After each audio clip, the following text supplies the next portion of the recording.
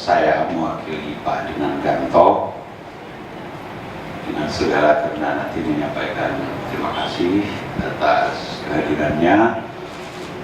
Kita memang berniat dalam forum sore hari ini untuk mengirimkan doa kepada saudara kita, sahabat kita, abang kita, mungkin juga orang tua kita, Bapak Adnan Ganto.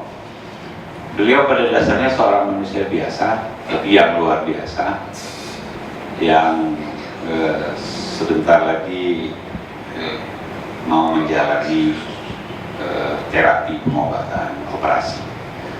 Operasi ini tentu hal yang biasa saja, tapi di usia beliau tentu operasi dan tindakan medis yang khusus bukan sebuah perjalanan yang biasa. Oleh karenanya kita memang sepakat, saya pribadi sepakat, setiap ada sahabat yang menghadapi masalah atau perjalanan yang tidak mudah, kita doakan.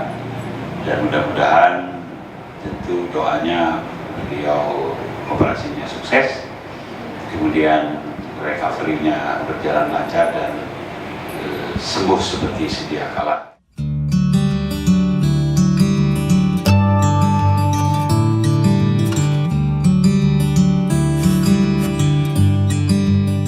Mantan Rektor Universitas Islam Negeri UIN Araniri Profesor Dr. Yusni Sabi MA memimpin pembacaan Yasin yang diikuti oleh 60 tokoh Aceh di Aula Rumah Dinas Wakil Gubernur Aceh, kawasan Belang Padang, Banda Aceh.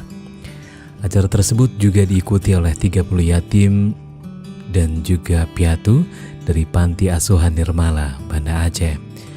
Pembacaan Yasin dan doa tersebut dimaksudkan agar Allah Subhanahu wa Ta'ala memperlancar operasi tokoh Aceh di Jakarta, Dr. Adnan Ganto MBA, yang kini berumur 72 tahun, harus dioperasi di Singapura pada 10 Juni mendatang.